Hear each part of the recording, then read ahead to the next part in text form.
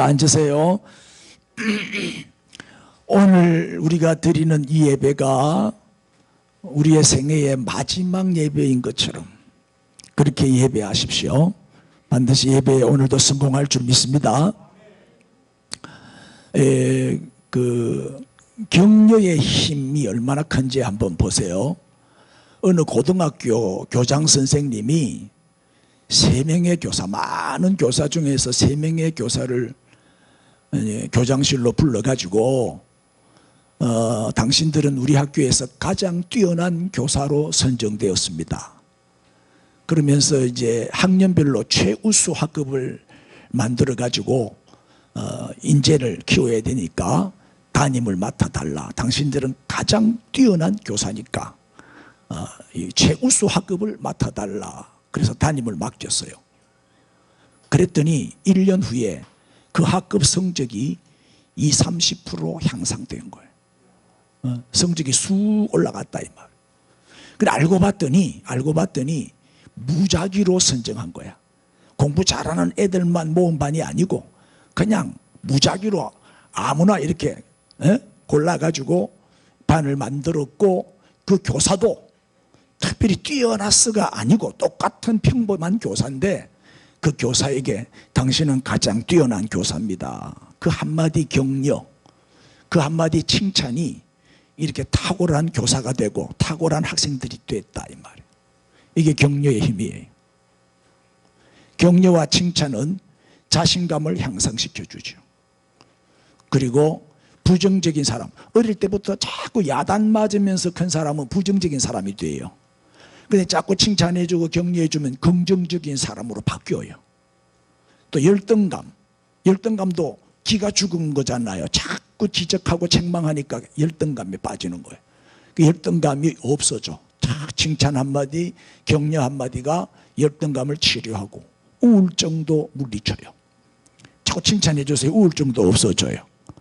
칭찬은 고래도 춤추게 한다 그랬잖아요. 자, 옆에 분들하고 인사합시다. 책망을 격려로 바꿉시다. 서로 쳐다보고 칭찬 한마디씩 한번 해보세요. 시작. 칭찬하라니까 한마디도 못해. 평소에 훈련이 안 돼 있어가지고 칭찬하라면 할 말이 하나도 없어. 지적하라면 또 지적질은 잘해 또. 그러면 안 돼요.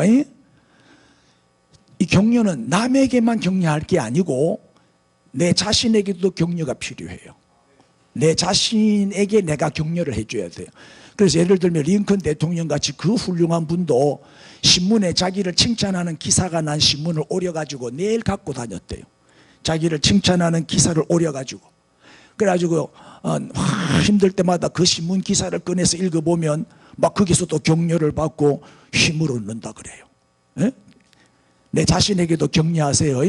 그래, 거울, 매일 아침마다 거울을 보고 참 멋지다, 잘생겼다, 이렇게 격려, 칭찬을, 거울을 보고 칭찬해 주라니까.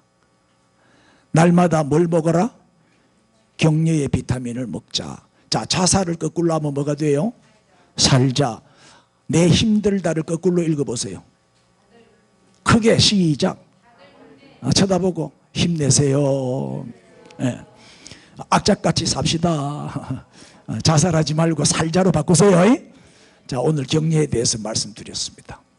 자, 이제 오늘 드릴 말씀은 다음 주일날 이제 성찬식을 지금 거행하려고 합니다. 개척 처음으로. 그래서 성찬식을 앞두고 보혈의 능력과 권세를 누려라. 이 보혈에 관한, 피에 관한 말씀을 좀 나누겠습니다. 오늘 본문은 요한 1서 5장 4절부터 8절인데 우리 같이 한 목소리로 시작. 무릇 하나님께로서 난 자마다 세상을 이기느니라. 세상을 이기는 승리는 이것이니 우리의 믿음이니라. 예수께서 하나님의 아들이심을 믿는 자가 아니면 세상을 이기는 자가 누구냐? 이는 물과 피로 임하신 이시니 곧 예수 그리스도시라. 물로만 아니요 물과 피로 임하셨고 정언하는 이는 성령이시니 성령은 진리니라. 정언하는 이가 셋이니 성령과 물과 피라. 또한 이 셋은 합하여 하나이니라. 아멘. 자, 이게 무슨 뜻인지 차차 설명해 드릴 테니까 나만 집중하시면 돼요. 조금 서론적으로 드릴 말씀은 우리가 이 세상을 살아가는데 꼭 필요한 걸 뭐라고 그래요? 그걸 필수품이라 그러지. 생활 필수품. 이런 건 없으면 안 돼. 뭐가 생활 필수품이죠? 제일 먼저 필요한 게 쌀 하니까 어떤 애들은 라면 이러더라고. 쌀보다도 라면이 더 있어야 된다고. 자, 쌀, 라면 이런 게 생활 필수품이죠. 또 옷도 입어야 되잖아. 또 집도 있어야 되잖아. 또 필요하면 자동차도 있어야 되고, 의식주, 먹고 입고 살고, 이게 이제 생활 필수품입니다. 그런데 이 생활 필수품 중에서 없으면 절대 안 되는 게 있어요. 절대적으로 필요한 게 뭐냐면 물이에요. 물. 밥은 40일을 굶어도 안 죽어요. 그래서 40일 금식기도 하잖아요. 40일 금식기도 하신 분 많아요. 모세도 40일 금식기도를 몇 번이야? 3번인가 했잖아요. 40일 안 먹어도 안 죽어. 그런데 물은 며칠만 안 먹으면 죽어요? 경험을 안 해봐서 몰라요? 물은 100시간만 안 마시면 죽는데요. 100시간. 그러니까 한 4일 남짓, 아니지 며칠이고, 산수가 잘 안 돼. 나는 수학은 잘하는데. 무조건 100시간. 자, 질병의 80%는, 우리 몸의 질병의 80%는 다 물 부족이래요. 물이 모자라서 생기는 병이다. 우리 몸의 몇 프로가 물이라고요? 70%. 젊을 때는 70%인데 늙으면 60%, 50%, 40% 말라가요. 그래서 뼈도 마르고 살도 마르고 하니까 주름이 생기고 다공증, 이렇게 퇴행성 관절염 이런 것들이 생기는 이유가 물 부족이죠. 여러분 물을 하루에 2리터씩만 마셔주면 늙지도 안 하고 주름도 없어지고 영 못 믿는 얼굴로 보시네. 건강을 유지할 수 있고 젊음을 유지할 수 있는 비결이 물이요, 물. 예? 그런데 우리 몸에 물이 이 에너지의 원천이잖아요. 에너지의 원천이 물이고 또 이 물이 바로 뭐예요? 생명이죠. 생명. 이 몸의 수분이 뭐예요? 우리 몸의 수분이 바로 뭐다? 그게 피다 이 말이에요. 피. 그래서 피가 모자라면 죽는 거예요. 예? 그래서 피가 바로 뭐예요? 생명. 피 많이 흘리면 죽는 거예요. 근데 우리 육신의 생명만 피로 존재하는 게 아니죠. 우리 영적인 생명도, 우리 영혼도 피로 존재해요. 피로. 육신의 생명이 피가 근원이듯이 우리의 영적 생명에는 뭐가 근원이죠? 예수의 피. 이 예수의 피는 보배로운 피다 이래서 보혈이라고 그러는 거예요. 내 피를 보혈이라고 하는 사람 아무도 없어요. 예수님의 피만 보혈인 거예요. 가장 보배로운 피죠. 이 보혈이 우리의 영을 살리고 죽이는 근원이다 이 말이에요. 자, 성경은 피가 강물같이 흐르는 책이죠. 피로 시작해서 피로 끝나는 책이 성경이에요. 성경을 펼치면 온통 피바다요. 피바다. 피라는 단어만 700번 이상 나와요. 그래서 마틴 루터가 성경을 연구하다가 성경을 뚝 짜봐라. 성경을 짜면 피가 뚝뚝뚝뚝 떨어질 것이다. 그렇게 말을 했어요. 온통 피투성이다. 성경은. 성경 전체에 걸쳐서 예수의 피가 흘러넘치고 있어요. 피가 강물되어 흐르는 책. 피로 시작해서 피로 끝나는 피의 책. 이게 바로 성경. 그래서 오늘 피 얘기를 좀 할 텐데 오늘 피 보는 날입니다.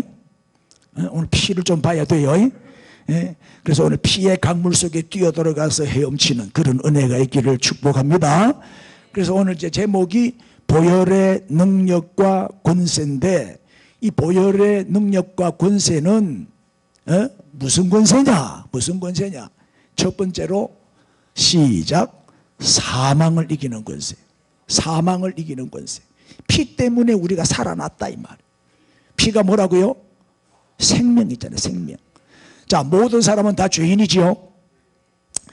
죄 없는 사람은 한 사람도 없어요. 그래서 의인은 없나니 하나도 없다. 그래서 이 성경이 분명히 말하고 있어요. 로마서 3장 23절이죠. 모든 사람이 죄를 범하였음에 하나님의 영광에 이르지 못하더니 6장 23절에는 죄의 삭은 뭐라고요? 사망이에요. 그리고 모든 사람 다 죽어요. 예외 없이. 왜? 죄인이니까. 죄값으로 죽는 거예요. 그리고 죽고 그래서 히브리서 9장 27절에 한 번 죽는 것은 뭐라고요? 사람에게 정해진 것이요, 정한 이치다, 예배가 없다, 다 죽는 거예요. 그런데 이 세상에는 이 사망의 권세를 이길 자는 아무도 없어요. 지 아무리 돈 많아도, 그죠? 과학의 힘으로, 의학의 힘으로, 돈의 힘으로 이 죽음을 이길 수는 없어요. 이 죽음은 냉동도 안 되고 보관도 안 되고 저축도 안 돼요. 그죠? 남녀노소 예외 없이 다 죽는 거예요. 왜? 모든 사람은 죄인이기 때문에. 그런데 예수님이 이 사망의 권세를 이기셨어요. 유일하게 예수님이 십자가에 못 박혀 돌아가시고 3일 만에 부활하셨단 말이에요. 그러므로 우리 예수님이 부활이 첫 열매가 되어 주셨기 때문에 예수를 믿는 우리는 뭐예요? 예수를 믿는 우리는 예수님과 함께 사망을 이기고 죽음의 공포를 이겨낸 사람들이죠. 아멘. 여러분 예수님 믿으시죠? 그러면 사망을 이긴 권세가 우리에게 임했어요. 우리는 이미 영생이 주어졌다고요. 보세요. 요한복음 5장 24절이죠. 내 말을 듣고 나 보내신 이를 믿는 자. 이 말은 뭐예요? 예수님을 믿는 자는 시작 영생을 얻었고 심판에 이르지 아니하나니 사망에서 생명으로 옮겼느니라. 그리고 예수를 믿으면 세 가지 축복을 받아요. 첫째가 뭐예요? 영생. 앞으로 얻을 게 아니고 이미 얻었어. 우리는 지금 죽어도 천국 가는 거예요. 이미 얻었기 때문에. 과거형으로 나오잖아요. 심판 받아야 안 받아요? 두 번째, 심판 면제. 심판 안 받아. 우리는 무슨 심판 받냐? 상급 심판, 멸류관 수여식에 참여하게 돼요. 에? 예수를 믿기 때문에. 우리는 형벌 심판, 지옥 심판은 면제받았습니다. 세 번째는 뭐예요? 마땅히 우리는 죽어야 되는데 사망에서 어디로? 생명으로 옮겨졌어요. 아멘. 여러분 하나님이 인간을 창조하시고 모든 복을 다 주셨잖아요. 생육하고 번성하고 충만하라고 축복하시면서 뭐라고 명령하셨어요? 이 모든 세상을 네가 정복하고 다스려라. 그죠? 정복하고 다스려라. 그러니까 하나님은 우리 사람에게 만물의 통치권을 주셨어요. 만물을 통치해라. 다스려라. 정복해라. 정복권을 주셨어. 그리고 다 주시면서 딱 하나 금지한 게 있었지요. 뭐지요? 선악과 열매만큼은 먹지도 말고 만지지도 말라. 가까이 얼씬거리지도 말라. 금지하셨죠. 그리고 뭐라고 경고하셨어요? 먹는 날에는 반드시 죽으리라. 먹기만 해라 내가 죽인다. 분명히 경고하셨단 말이에요. 그런데 아담은 하나님의 이 명령을 어겼어요. 누구 말을 듣고? 뱀에게 유혹을 받아가지고 이거 선악과를 먹으면 누구처럼 되리라? 하나님처럼 되리라 하는 그 사탄에게 뱀에게 속아가지고 하나님의 명령을 어겨요. 하나님처럼 되려고 하는 그 마음이 교만이지요. 교만이 들어가니까 불순종하는 거예요. 겸손한 사람은 무조건 순종합니다.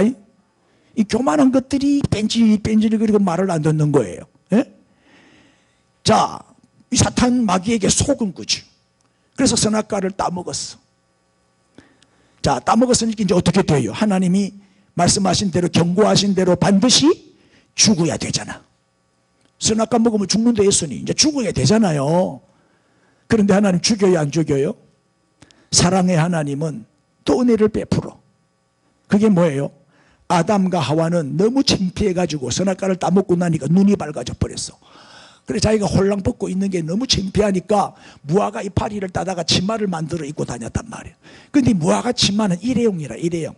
한 서너 시간만 지나면 또 말라버려. 또 만들어 입어야 돼. 얼마나 불편해. 에? 그래서 하나님이 아담과 하와에게 은혜를 베푸시는데 무화과 치마를 벗기시고 이 불편한 무화과 치마를 벗기시고 뭘 지어 입히시니라? 가죽옷을 지어 입히시니라.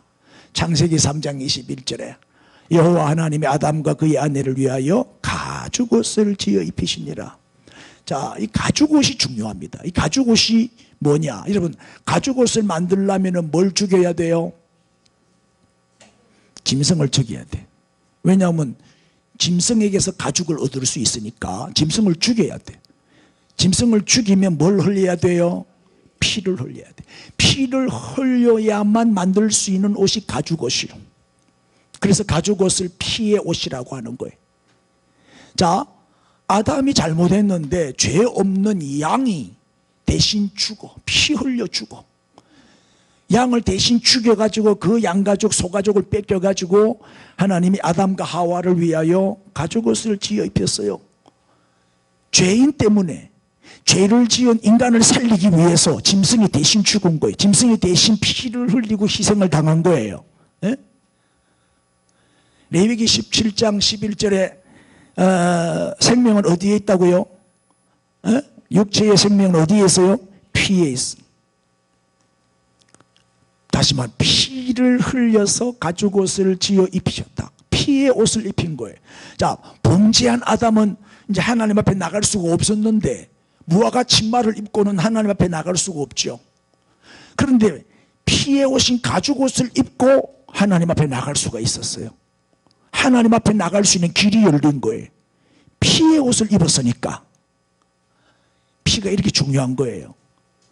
성경은 인간이 범죄하면서부터 피가 흐르기를 시작해요. 그리고 요한계시록에 우리 주님 다시 오실 때 우리는 세마포 옷을 입고 주님을 영접하게 되잖아요. 주님 재림하실 때 우리가 입는 옷이 세마포요. 그럼 뭐가 세마포냐? 이게 바로 피의 옷이에요. 예수의 피가 뿌려진 옷, 예수의 피가 묻은 옷이 의의 옷이요. 세마포라는 건 의의 옷이라는 거거든. 예수의 피가 뿌려져야 의롭게 되잖아요.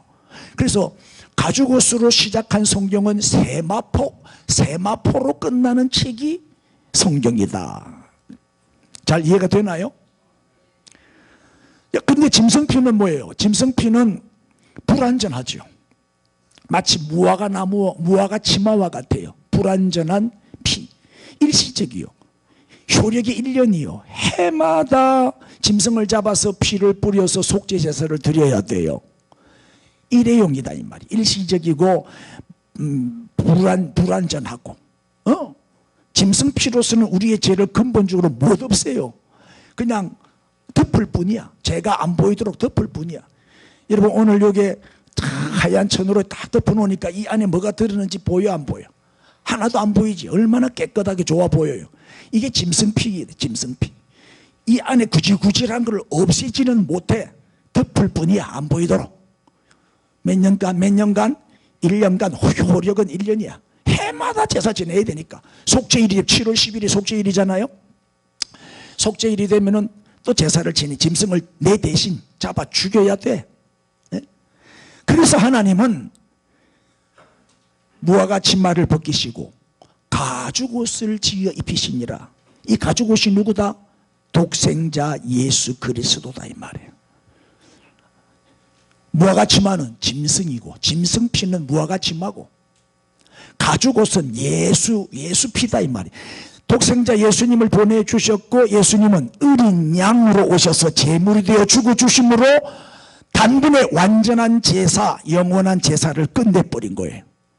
짐승 제사는 해마다 드려야 되지만 예수님은 단번에 영원한 제사를 이루신 거예요. 다시는 짐승 제사 드릴 필요 있어요 없어요? 없어요.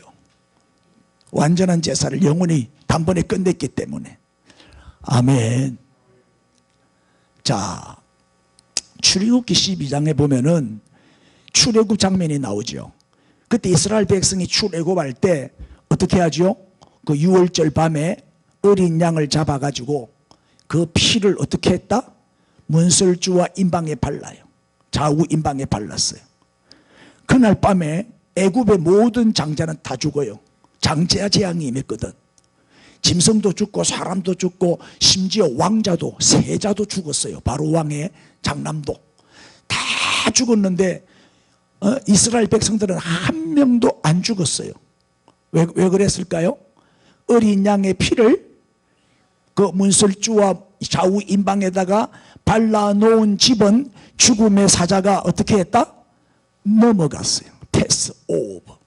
그냥 넘어가서 이걸 6월이라 그래. 그래서 6월절이라 그러는 거예요. 죽음이 넘어갔다. 그냥 넘어갔다. 패스 오버했다. 이게 6월이라는 말. 자, 어린 양의 피가 누구지요? 예수 그리스도의 피를 상징하잖아요. 자, 보세요. 13절에 내가 애굽 땅을 칠 때 그 피가 너희가 사는 집에 있어서 너희를 위하여 뭐가 된다? 표적. 뭐가 표적이 돼? 피. 피가. 내가 피를 볼 때에 너희를 어떻게 하리니? 넘어가리니. 죽음의 사자가 넘어가리니 재앙이 너희에게 내려 멸하지 아니하리라. 아멘. 그래서 6월절은 넘어간다는 뜻이다. 패스오버다. 자, 레위기 17장 11절을 또 보시죠. 내가 이 피를 너희에게 주어 제단에 뿌려 뭘 위하여? 생명을 위하여. 생명을 위하여 속죄하게 하였나니 생명이 어디에 있다? 피에 있다. 피에 있다. 피가 죄를 속하느니라. 바로 이 피가 사망의 권세를 물리친 거예요. 죽음의 사자를 그냥 넘어가게 한 거예요. 뭐가? 피가. 누구의 피가? 예수의 피. 6월절에 출애굽할 때 어린 양의 피는 바로 예수 피를 상징하죠. 예수님이 어린 양이시니까. 예수의 피밖에 없네. 우리는 예수의 피 때문에 사망에서 생명으로 옮겨진 거예요. 우리는 사망을 이기고 죽음의 공포를 몰아내는 이 권세, 이 능력을 우리도 갖고 있습니다. 이 권세가 우리에게 주어졌다 이 말이에요. 그래서 어린 양 대신 예수 그리스도의 피의 이 효력, 이 피의 능력, 이 피의 권세는 우리를 사망에서 생명으로 옮겨주신 거예요. 그래서 첫 번째 보혈의 권세는 무슨 권세다? 사망을 이기는 권세다. 할렐루야. 우리는 영생을 이미 얻은 자들인 줄로 믿습니다. 우리는 죽음이 두렵지 않죠? 그럼요. 두 번째는 무슨 권세? 죄를 사하는 권세입니다. 죄를 사하는 권세. 자, 우리 사랑의 하나님은 우리 죄인들에게 죄 사함의 길을 열어주셨는데 구약시대는 무슨 제사? 짐승 제사를 드렸어요. 여러분, 짐승 제사는 아무 짐승이나 제물로 쓸 수 없어요. 뭐만 쓸 수 있어요? 소나 양이나 염소나 비둘기, 이 네 가지 중에서 하나를 골라가지고 제물로 쓸 수가 있어요. 1년 된 흠이 없는 수컷이라야 돼요. 그러면 이 1년 된 수컷 중에서 한 마리를 골라요. 양들이 있으면 그 양 중에 이제 한 마리를 골라서 선택을 하죠. 그리고는 안수를 해요. 안수하는 거는 내 죄를 전가시키는 거예요. 내 모든 죄를 너에게 전가하노라, 이렇게 안수를 하는 거예요. 그럼 안수를 딱 받고 나면 그 양은 그때부터 그냥 양이 아니고 제물이 되는 거예요. 안수를 받았으니까. 아멘. 이 교회에도 안수받은 직분이 있어요. 목사, 장로, 안수집사. 이 안수받는 직분은요, 그때부터 뭐가 되나요? 제물이 되는 거예요. 제물. 여러분, 끝까지 주님 앞에 제물이 되시기를 바랍니다. 자, 제물은 죽는 게 제물이요. 그래가지고 죽입니다. 그 제물을. 목에 칼을 찔러서 피를 받아내고 각을 뜹니다. 각을 뜨는 거는 팔다리 절단하는 거예요. 그리고 이제 창자를, 내장을 꺼내가지고 물로 씻어가지고 그릇에 담아서 제사장에게 갖다 주죠. 그럼 이제 제사장은 그 피를 회막문에다가 뿌리죠. 이제 피를 뿌린다는 것은 정결케 한다는 뜻이에요. 그 정결의식을 먼저 행한 다음에 남은 피는 이제 제단 밑에다 부어버리죠. 그리고 이제 고기는 번제단 위에 올려서 태워서 제사를 드립니다. 이게 속죄 제사예요. 번제로 드리지요. 태워서 드린다. 이걸 매년 했다 이 말. 그리고 짐승 제사는 불완전한 제사죠. 자, 레위기 17장 11절에 이 피가 뭐 한다고요? 죄를 속해요. 그래서 구약의 이스라엘 백성들은 1년에 한 번씩 이 속죄 제사를 드리고 짐승을 대신 죽여서 제물로 드림으로 1년 동안 지은 모든 죄를 용서를 받았어요. 이 사실을 히브리서 9장 22절도 말씀하고 있죠. 모든 물건은 피로서 정결케 되나니, 시작, 피 흘림이 없은즉 사함이 없느니라. 그렇죠. 그런데 이제 짐승 피는 완전하지 못한 불완전한 피란 말이에요. 그래서 하나님이 영원한 속죄를 이루실 계획을 세우신 거예요. 그 계획에 의해서 하나님은 독생자 예수님을 보내주신 것이죠. 에베소 1장 7절 우리는 그리스도 안에서 시작 그의 피로 말미암아 속량 곧 죄사함을 받았느니라. 믿습니까? 그 다음에 베드로전서 1장 18절 시작 너희가 대속함을 받은 것은 은이나 금같이 없어질 것으로 된 것이 아니고 오직 흠없고 점없는 어린 양 같은 그리스도의 보배로운 피로 된 것이니라. 할렐루야. 네? 우리가 예수 그리스도의 보혈로 말미암아 대속함을 받았다. 히브리서 9장 12절 염소와 송아지의 피로 하지 아니하고 오직 누구의 피로? 예수의 피로 오직 자기의 피로 영원한 속죄를 이루사 단번에 성소에 들어가셨느니라. 하나님 앞에 나갈 수 있는 길이 열린 거예요. 예? 자, 여기서 이제 우리가 짐승피와 예수피의 차이가 뭔지 한번 정리하고 넘어갑시다. 짐승피는 아까 뭐와 같다고요? 뭐와 같지마. 그리고 그 다음에 일시적인 피, 불완전한 피, 그리고 덮는 피, 그리고 그림자. 그게 반대로 예수피는 어떤 피다? 가죽옷. 가죽옷은 영원한 옷이죠. 그 다음에 영원한 피, 완전한 피, 그 다음에 예수피는 무슨 피? 씻는 피. 다 닦아버려. 흔적도 없이 다 씻어버리는 거예요. 짐승피는 덮을 뿐인데 죄를 근본적으로 없애지는 못해. 덮을 뿐이야. 근데 예수피는 싹 다 원죄까지 모조리 다 퐁퐁으로 다 씻어버려. 그리고 예수피는 뭐다? 실체. 그리고 구약 제사는 뭐죠? 그림자 제사. 짐승 제사는 그림자 제사. 근데 예수님이 실체가 오셔서 어린 양으로 오셔서 죽어 주심으로 이제는 그림자는 사라졌다. 실체가 나타나면 그림자는 사라지는 거예요. 그래서 지금은 구약 제사, 짐승 제사 드릴 필요 있어요, 없어요? 없죠. 예수 피가 완전히 우리의 죄를 다 씻어냈기 때문에. 에? 그래서 예수 피가 우리의 죄를 영원히 사하셨다. 이 사실을 믿고 선포하십시오. 자, 마태복음 26장 28절에 성찬식 장면이 나오는데 예수님이 이제 떡을 주시면서 내 몸이니라, 잔을 주시면서 내 피니라. 예? 그러면서 하신 말씀이 뭐예요? 잔을 주시면서 죄 사함을 얻게 하려고 많은 사람을 위하여 흘리는 바 나의 피다. 곧 언약의 피다. 그렇게 말씀하셔요.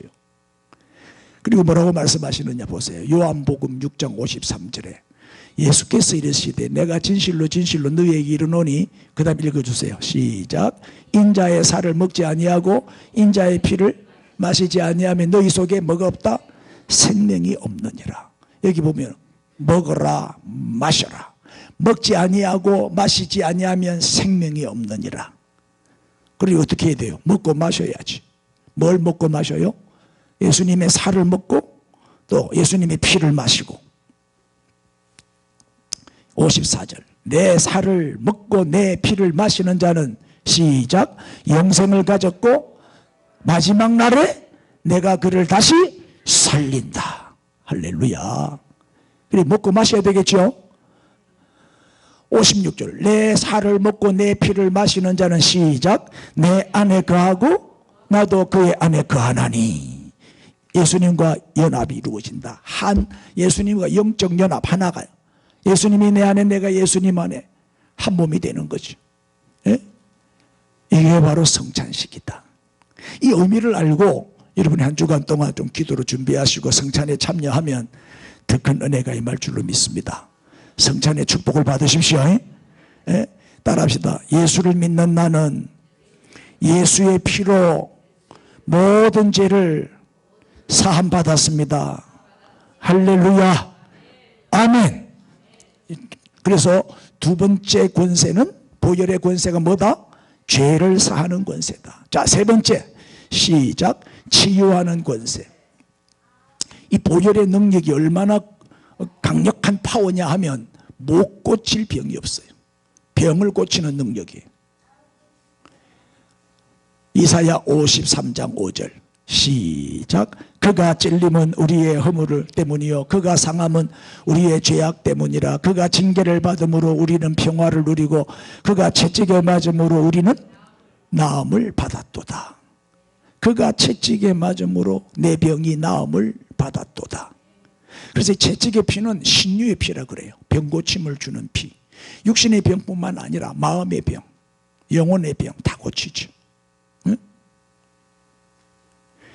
이 채찍이 그냥 채찍이 아니에요. 예수님이 맞은 채찍은요, 가죽줄에다가 짐승뼈를 깎아가지고 쇠조각 같은 거 있잖아요.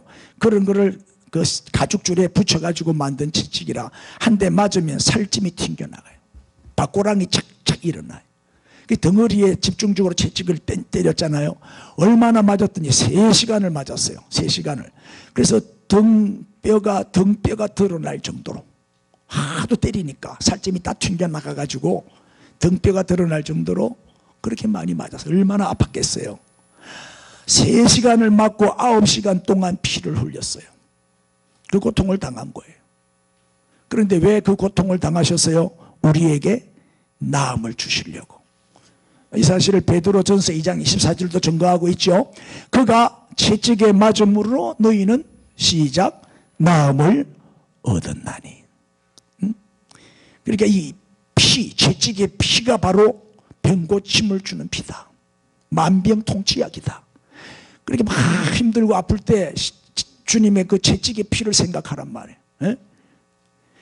마태복음 8장 16절 이하에도 보면 그가 예수께서 말씀으로 뭘 쫓아내요? 귀신도 쫓아내고 병든 자들도 다 고쳐. 예수님께 나온 환자를 그냥 돌려보낸 적이 없어요. 예수님은 100명이든 1000명이든 주님 앞에 나오는 환자는 다 고쳐서 보내요. 다 고쳤어요. 이는 선지자 이사야를 통하여 하신 말씀에 시작 우리의 연약한 것을 친히 담당하시고 병을 짊어지셨도다 함을 이루려 하심이니라. 선지자가 예언한 그 예언을 이루기 위해서 예수님의 3대 사역이 뭐예요? 가르치시고 전파하시고 고치시니라. 예? 우리의 연약한 것을 친히 담당하시고 병을 짊어지셨도다. 그분의 흘리신 피는 공짜로 흘린 피가 아니에요. 그 보혈의 능력으로, 그 보혈의 권세로 연약한 자가 강해지고 병든 자가 고침받고 죽을 자가 살아나는 거예요. 예? 예수의 피는 그죠? 못 고칠 병이 없죠. 오늘 여러분들도 혹시 어디 아픈 데가 있다면 오늘 회복받고 가십시오. 보혈의 권세를 누리십시오. 믿음으로 선포하고 기도하면 그대로 이루어집니다. 사실 그 병원에서 못 고치는 병을 기도원에서 또 교회에서 기도받고 예배드리다가 찬송하다가 병 고침 받은 사람이 얼마나 많아요. 병원에서 사형선고 내렸어요. 말기암 환자가 당신 몇 달밖에 못 삽니다 그랬는데 은혜 받고 기도 받고 살아나서 지금까지도 안 죽고 살아있는 사람이 많다니까요. 주님의 보혈의 능력은 대단해요. 영적 파워가 대단하다고. 그 다음에 이제 하나 더. 네 번째는 무슨 권세? 저주를 물리치는 권세. 저주를 물리치는 권세. 자, 창세기 3장 17절 이하에 보면 아담과 하와가 범죄한 이후에 이제 에덴에서 쫓겨나고 그때부터 뭐예요? 땅이 저주를 받아요. 땅이 너로 말미암아 저주를 받고 너는 내 평생에 수고하여야 그 소산을 먹으리라. 땅이 내게 뭘 낼 것이라?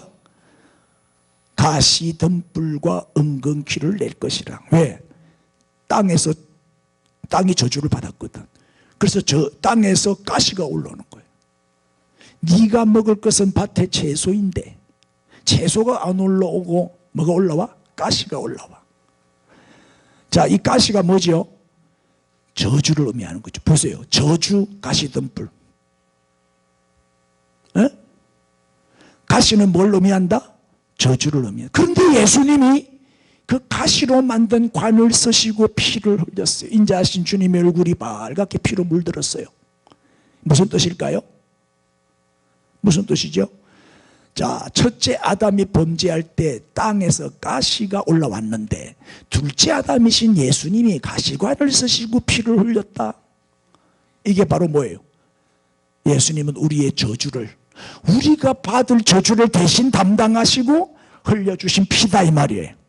그래서 예수 믿으면 저주에서 해방돼요. 저주의 줄이 끊어져요.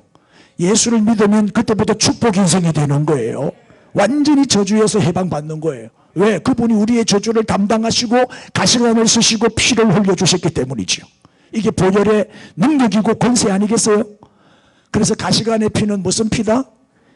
오늘 저주를 다 씻고 가십시오. 할렐루야. 또 보시죠. 갈라디아 3장 13절이죠. 그리스도께서 우리를 위하여 뭘 받았다? 우리가 받을 저주를 예수님이 대신 받으신 거예요. 그리고 율법의 저주에서 우리를 뭐 하셨다고요? 속량, 저주에서 우리를 해방시켜 주신 거예요. 자유, 너는 이제 자유다. 저주에서 너는 완전히 벗어났다. 이 말. 해방을 시켜 주신 거예요. 기록된 바 나무에 달린 자마다 저주 아래 있는 자라 하였습니다. 그 십자가의 죽음이 얼마나 저주의 죽음이에요. 그 치욕 가장 수치스러운 죽음이잖아요. 예수님이 우리의 저주를 없애주시려고 그 저주를 대신 받으신 거예요. 이는 그리스도 예수 안에서 무슨 복? 아브라함의 복. 우리는 영적으로 아브라함의 자손이 됐죠. 그래서 아브라함의 그 복을 우리가 물려받게 된 거예요. 이방인에게 미치게 하고 또 우리로 하여금 믿음으로 말미암아 뭘? 성령의 약속을 받게 하려 하십니다. 그래서 우리 기독교는 축복의 종교입니다. 저주에서 완전히 벗어나서요. 예수 믿고 축복을 못 받는다. 그건 기적입니다. 예수 믿으면 무조건 축복을 받아야 됩니다. 왜? 우리는 축복의 종교요. 왜? 예수님이 우리의 저주를 다 제거해 주셨기 때문에, 우리의 저주를 없애버렸기 때문에 우리는 영육간에 행복해야 되고 늘 기쁨이 넘치고 감사가 넘치고 찬양이 넘치는 축복 인생을 살아야 되는 거예요. 자, 광야에서 이스라엘 백성들이 불평하니까 하나님이 뭘 내려보내요? 불병을 내려보내가지고 다 물려 죽는 거야. 그래 모세가 뭐라고? 제발 한 번만 내 얼굴을 봐서라도 이 백성들 용서해달라고 사정 중보 기도하지요. 그랬더니 하나님이 뭐라고 말씀해요? 좋다, 내가 네 기도를 듣고 한번 기회를 주겠다. 장대에다가 뭘 만들어 매달아라? 노뱀을 만들어 매달아라. 그리고 누구든지 노뱀을 쳐다보는 자는 내가 다 살려주마. 그래서 이제 모세가 노뱀을 높이 매달고 외쳤어요. 빨리 노뱀을 쳐다보라고. 그런데 그거 본다고 낫냐? 의심하고 안 쳐다본 사람은 다 죽었어요. 근데 믿음으로 그 노뱀을 바라본 사람은 다 살아났어요. 이게 무슨 얘기예요? 그 짱대가 십자가고 그 노뱀이 바로 누구를 의미한다? 예수 그리스도를 의미한다 이 말이에요. 아멘. 예수 그리스도를 바라본 자는, 예수 그리스도를 믿고 바라본 자는 다 치유가 일어나고 그 죽을 병에서 다 살아났어요. 저주에서 벗어났죠. 예. 그래서 이 저주를 물리치는 권세, 이게 보혈의 권세다. 아멘. 이제 마지막 결론으로, 그럼 보혈의 능력과 권세를 누리는 방법이 뭐냐? 그럼 우리 어떻게 하면 이 보혈의 능력을 받을 수 있고 권세를 누릴 수가 있을까? 성경은 잘 설명하고 있어요. 출애굽기 12장 7절. 그 피를 양을 먹을 집 좌우 문설주와 임방에 뭐 해라? 발라라. 따라합시다. 발라라. 두 번째는 레위기 1장 5절이지요. 그는 여호와 앞에서 그 수송아지를 잡아 그 피를 가져다가 회막문 앞 제단 사방에 뭐 할 것이며, 따라합시다. 뿌려라. 뿌릴 것이며. 세 번째는 마태복음 26장 27절에 또 잔을 가지사 감사 기도하시고 그들에게 주시며 이르시되 너희가 다 이것을 뭐 해라? 마시라. 이 잔은 내 피다. 너희를 흘린 나의 피다. 마셔라. 그렇게 따라합시다. 바르고 뿌리고 마셔라. 예. 이게 이제 이 보혈의 권세를 누리는 방법이에요. 혹시 어디가 아프면 예수님의 보혈을 거기다가 바르세요. 예수님의 생각으로 바르면 돼. 느낌으로, 마음으로 바르면 돼. 예수님의 보혈을 바르고 그리고 뿌리고 그리고 마시고, 그럴 때 역사가 일어난다. 어디서? 죄에서 해방되고 사망에서 해방되고 저주에서 해방되고 질병에서 해방되고 이 모든 문제가 다 해결된다는 거예요. 이 보혈의 축복이 임하는 거예요. 자, 이제 오늘 본문을 한 번 더 보겠습니다. 무릇 하나님께로서 난 자마다 뭐 한다고요? 우리는 세상을 이깁니다. 세상은 마귀 세상이잖아요. 세상의 왕은 마귀잖아요. 마귀는 우리한테 게임이 안 됩니다. 마귀를 두려워하지 마세요. 마귀는 우리의 밥이니까. 아멘. 우리는 반드시 이기게 돼 있어요. 그런데 세상을 어떻게 이겨요? 뭐로 이겨요? 믿음으로 이겨요. 믿음으로. 그럼 무슨 믿음으로 이기냐? 무슨 믿음으로 이기냐? 보세요. 예수께서 누구인 것을? 하나님의 아들인 것을 믿으면 돼요. 예수님이 하나님의 아들이다, 우리의 구원자고 메시아다라는 것을 믿기만 하면 우리는 세상을 이기게 돼 있다니까요. 그 다음에 6절에 이는 이 말은 예수님은 뭐로 임하신 분이다? 물과 피로 임하신 분이다. 그분이 바로 곧 예수 그리스도다. 물로만 아니고 물과 피로 임했는데, 예수님이 물과 피로 임했다는 것을 증언하는 이가 있는데 누구다? 성령님이시다. 그리고 이 성령은 바로 뭐다? 진리다. 진리. 마귀는 거짓의 앱이고 거짓의 영이고 미혹의 영이지만 성령님은 진리의 영이지요. 우리를 진리 가운데로 인도하지요. 오늘 여러분이 교회로 온 것도 성령님이 인도하신 거지요. 마귀가 여러분을 인도했다면 여기 오겠습니까? 마귀가 인도했다면 뭐 절간으로 가든지 뭐 바다로 산으로 들로 놀러 갔겠지, 골프장으로 갔든지. 성령님이 여러분을 진리의 영이 진리 가운데로 인도하신 거지요. 자, 그런데 예수님이 물과 피로 임하신 분이다라고 증거하신 분이 성령님인데 7절에 보니까 정언하는 이가 셋이니. 자, 8절 같이 읽겠어요. 시작. 성령과 물과 피라 또한 이 셋은 합하여 하나이니라 그랬어요. 자, 성령도 알겠고 피도 알겠는데 물이 뭐고? 물과 피. 예수님이 물과 피로 임했다는데 물이 뭐지? 좀 궁금하지요? 자, 물에 대해서 잘 설명하고 있어요. 성경에 보면 다 답이 다 나와 있어요. 요한복음 3장 5절에 보니까 예수께서 대답하시되 진실로 진실로 내게 이르노니 사람이 뭐로? 물과 성령으로 거듭나지 아니하면 하나님 나라에 들어갈 수 없다. 우리가 거듭나는 것은 뭐로 거듭난다? 물과 성령으로 나야 된다. 다시 태어나야 된다. 거듭나야 된다. 그런데 이게 도대체 무슨 뜻인고? 베드로전서 1장 23절에서 설명하고 있어요. 너희가 거듭난 것은 썩어질 씨로 된 것이 아니고 썩지 아니할 씨로 된 것이니. 시작. 살아있고 항상 있는 하나님의 말씀으로 되었느니라. 여러분, 이 말씀은 어디에 비유해요? 씨앗에 비유하죠.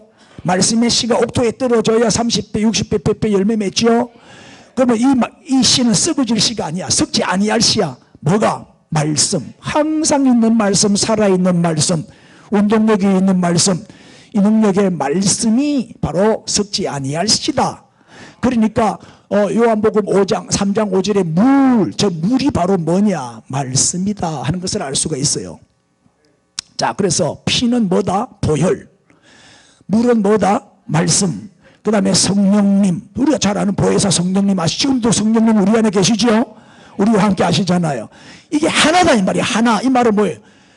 보혈과 말씀과 성령의 능력이 똑같다. 같은 권세, 같은 능력이다. 에? 그러니까 보혈의 권세는 대단하죠. 보혈의 권세는 바로 말씀의 능력이요. 보혈의 능력은 말씀의 능력이고 성령의 능력이요. 보혈의 권세는 말씀의 권세고 성령의 권세요. 그러니까 어마어마한 절대 파워를 갖고 있잖아요. 우리가 이 보혈의 능력과 권세를 땅에 묻어두고 산단 말이에요. 바보같이. 이걸 끄집어내서 누리며 살아야지. 이거를 사용하고 활용을 해야 될 거 아니에요. 그래서 이 보혈의 능력과 권세로 우리는 모든 문제를 다 해결받을 수 있고 늘 승리할 수 있다 이 말이에요. 자, 그래서 어떻게 하면 된다? 이 사용하는 방법은 피를 발라라, 뿌려라, 마셔라. 마음으로 진짜 막 피를 막 짐승 피 필요 없고 예수 피 마음으로 예수 피를 바르면 돼. 아픈데 손을 다 바르면 돼. 예수 피를 바르면 돼. 뿌려, 머리에 뿌리고 또 마셔. 마음으로 예수의 피를 마시고 예수의 피를 뿌리고. 이게 이제 성찬식이고, 성찬식은 우리는 먹는 거는 떡을 먹고 포도주를 먹지만 이게 바로 예수님의 살이다, 예수님의 몸이다, 예수님의 피다라고 생각하고 먹고 마시잖아요. 기념하는 거죠. 그럴 때 보혈의 능력이 임한다 이 말이에요. 그렇게 생각하고 믿음으로만 먹고 마셔도 역사가 일어난다. 치유가 일어나고 저주가 물러가고. 그 다음 주에 이제 성찬식 할 텐데 이 은혜가 여러분에게 넘치게 될 줄로 믿습니다. 오늘 네 가지 축복. 보혈의 권세 네 가지 배웠죠. 첫째는 뭐죠? 사망을 이기는 권세. 두 번째는 죄를 이기는 권세. 세 번째는 질병을 고치는 권세. 네 번째는 저주를 물리치는 권세. 이 네 가지 축복을 다 받아 누리고 늘 풍성한 삶, 승리의 삶을 살게 되기를 우리 주님의 이름으로 축복합니다. 할렐루야. 자, 우리 말씀 생각하면서 죄에서 자유를 얻게 함은 보혈의 능력 주의 보혈, 이 찬양 드립시다. 박수하면서